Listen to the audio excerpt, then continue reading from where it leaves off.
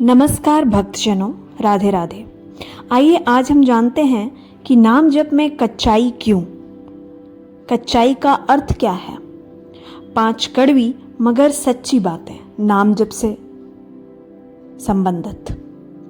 शुरुआत में नाम जप में मन खूब लगता है, लेकिन कुछ समय बीतते ही वह उत्साह ठंडा पड़ने लगता है। मन ऊबने लगता है और साधक को लगने लगता है कि उसकी प्रगति रुक गई है। आध्यात्मिक भाषा में इसे साधन में कच्चाई कहा जाता है। जब तक यह कच्चापन दूर नहीं होता, तब तक उस परम आनंद की अनुभूति संभव नहीं है जिसके लिए हम इस मार्ग पर आए हैं। आइए उन 5 कड़वी सच्चाइयों को समझें जो एक साधक को इस कच्ची अवस्था से निकालकर पूर्ण शरणागति की ओर ले जाती है। तो सबसे पहली सच्चाई, शुरुआत का आनंद आपका पुरुषार्थ नहीं, यह प्रभु की कृपा है। भक्ति मार्ग पर कदम रखते ही जो सुख और शांति का अनुभव होता है, साधक अक्सर उसे अपनी मेहनत का परिणाम मान बैठता है। लेकिन वास्तविकता यह है कि वह आनंद प्रभु का केवल एक आकर्षण है जो आपको अपनी ओर खींचने के लिए दिया जाता है। प्रभु के आकर्षण का क्या तात्पर्य है यहाँ? इसका अर्थ है प्रारंभ में मिलने वाला सुख प्रभु की विशेष रियायत होती है ताकि आप मार्ग पर टिक सके। दूसरी बात है आनंद का ओझल होना। जब वह शुरुआती सुख गायब हो जाता है तो प्रभु वास्तव में आपको बलवान बनाना चाहते हैं। वे चाहते हैं कि आप अपनी ऊर्जा और अपनी बुद्धि का उपयोग स्वयं के विषयों से हटकर प्रभु में लगाने के लिए करें। अब आपकी अपनी ऊर्जा लगाने का समय है। अब जानते हैं दूसरी सच्चाई के बारे में। अधकचरा योगी जब अपनी बुद्धि प्रभु की आज्ञा में मिलावट करती है। अधकचरा योगी का क्या तात्पर्य है यहाँ? अधकचरा योगी वह है जो अपनी सुविधा के अनुसार आध्यात्मिक नियमों को तोड़ता मरोड़ता है। इसमें सबसे पहली बात आती है बुद्धि का विसर्जन। शरणागति का अर्थ अपनी बुद्धि का परित्याग करना है, ना कि उसे प्रभु की आज्ञा पर थोपना। हम अक्सर सुनते तो शास्त्र हैं, पर मनन अपनी बुद्धि के अनुकूल करते हैं। दूसरी बात, आज्ञा पालन।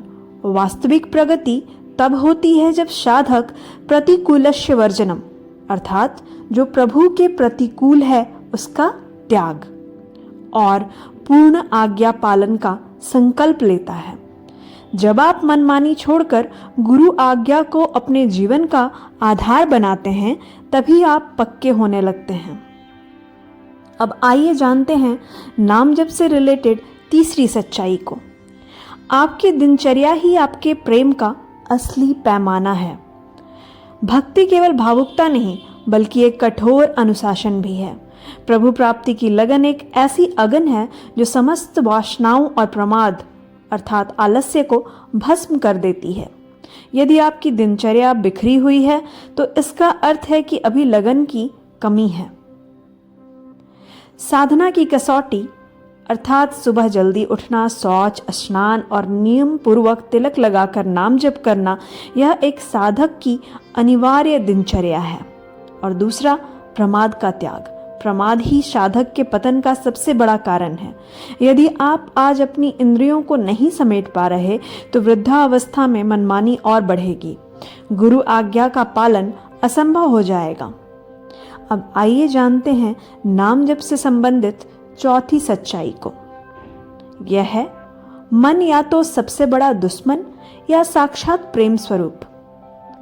साधना की सफलता इस बात पर निर्भर करती है कि आपने अपने मन को किस दिशा में मोड़ा है। मन स्वयं में बुरा नहीं है, उसकी स्थिति महत्वपूर्ण है। पहली बात, विनाश और विकास।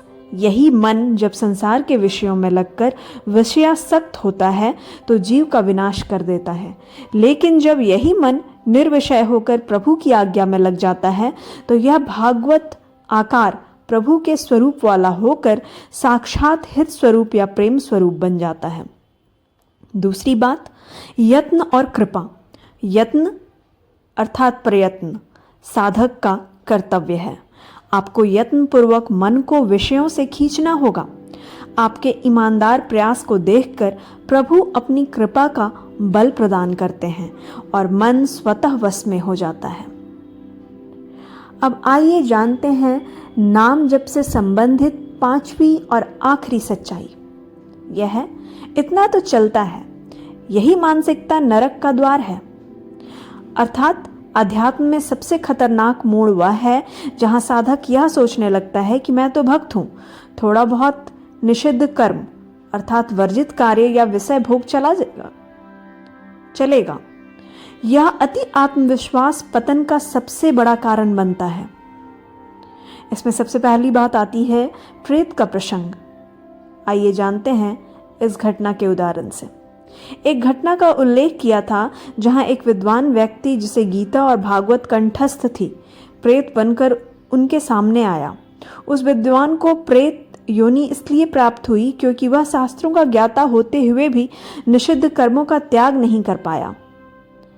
दूसरी बात, इतना तो चलेगा वाली मानसिकता साधक को उस अंधकार में धकेल देती है जहां से निकलना कठिन है।